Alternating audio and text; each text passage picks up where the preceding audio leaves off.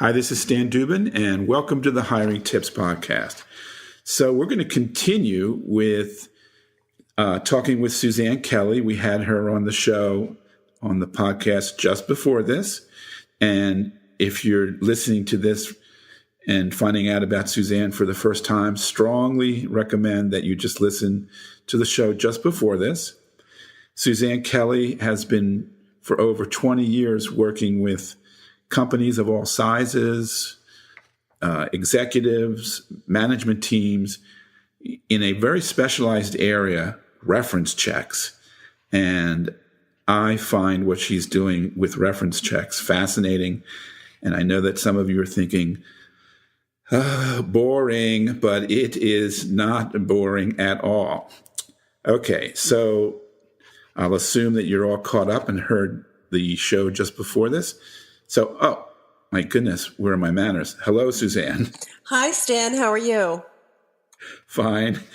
Okay, so we'll just get right in there. So, okay, can you discuss the difference between, say, a normal or cursory reference check and one that is an in-depth reference check? Sure. Well, a normal reference check pretty much is a cursory reference check, unfortunately. So it's really more of a formality. It's a check the box, typically performed after a hiring decision has been made, when all are psychologically invested in a candidate. It's typically delegated to someone who really hasn't earned the right to manage it, contacting maybe 2 to 3 references suggested by the candidate, who are either called or emailed with a few standard questions. Let me give you an example. A business leader of a very large company came to me, a client.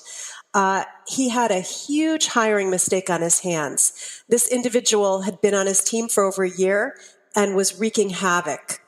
And he said that they had a process, the company had a process, basically for compliance purposes, of emailing 2 references via their back office. But their process didn't include reading the references after they came back. And in this case, the candidate was so bad that both references suggested not hiring her.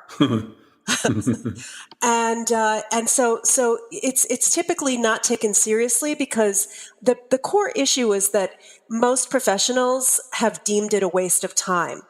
And the process as they know it is a waste of time. So my objective is to educate people better in terms of what a healthy and an in-depth reference check actually looks like.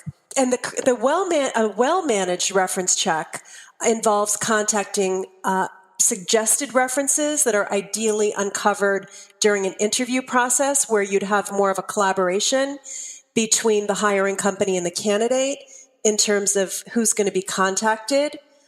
You just want to make sure, Stan, that things make sense. It's like putting a puzzle together.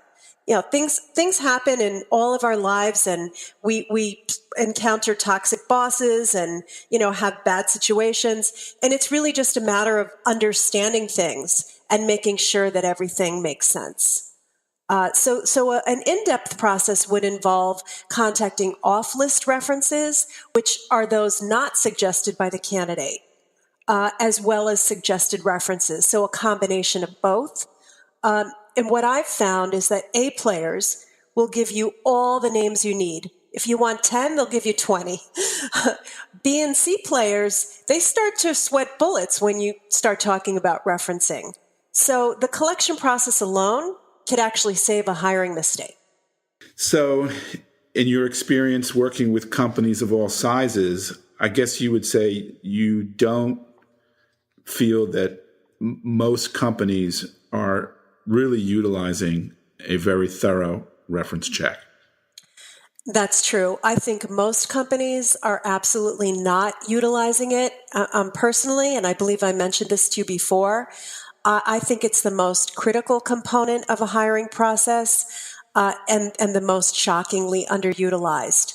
I think the core issue is that there are so many myths and misconceptions around it, Stan, that there's a lack of knowledge or education in terms of what can and can't be done and what a really proactive process would look like. And I've seen, and it doesn't discriminate. Some of the best companies out there don't utilize reference checking the way they should or could. In your opinion, what percentage of candidates would you say only provide references that are going to give a positive response? The majority, I would say probably 80-90%.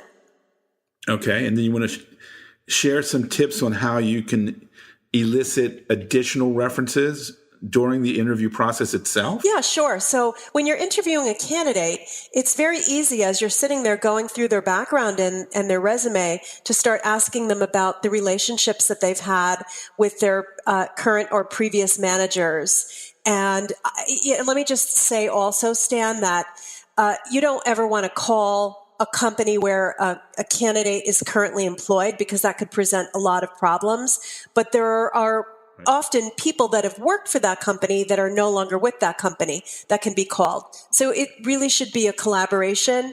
And this is a perfect opportunity where you have to have a candid, transparent conversation with the candidate, speaking to them about the relationships they've had with colleagues and managers. You want to subordinates, because when you're reference checking, you want to get a 360 perspective. So you want to get feedback from every level, go down in the trenches. And so this is a time to do it. And you start having conversations at this point. And that's really the most effective, because then you can walk out of the interview with your whole lineup of references. And should you decide to move forward with that candidate, you're pretty much all set. You just would have to get some additional detail from the candidate in terms of who to contact. And then I always end up with a lot of additional references as I'm speaking to references. They may say, oh, well, I worked very closely with this candidate, but these other two really worked even closer than me, and you might want to contact them as well. So it's a process where it can evolve as you begin to conduct the reference checking. Okay, sounds good. Now, I think you answered this, and I believe you did, but just to be sure, when is the best time to begin contacting references? In that hiring process, what's the best time in your opinion? So the best time to collect them is during the interview, and the best time to begin contacting references is once you've identified your top-tier candidates and before, I'm highlighting the word before, you make a decision to hire them. So you're saying before is in bold? Yes, bold. All right, so the last question for today is, give us an idea of what is typically uncovered when you do a thorough reference check. So the majority of reference checking that I do is at the C-suite level, where the stakes are really high. And I don't meet the candidates. They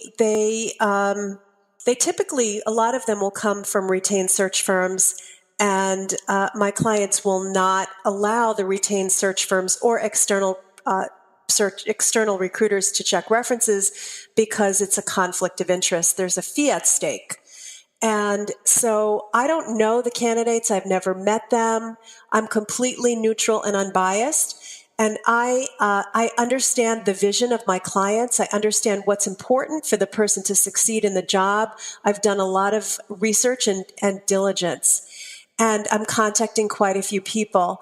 And I have to tell you, it's absolutely fascinating what you can learn when you listen and when you ask the right questions.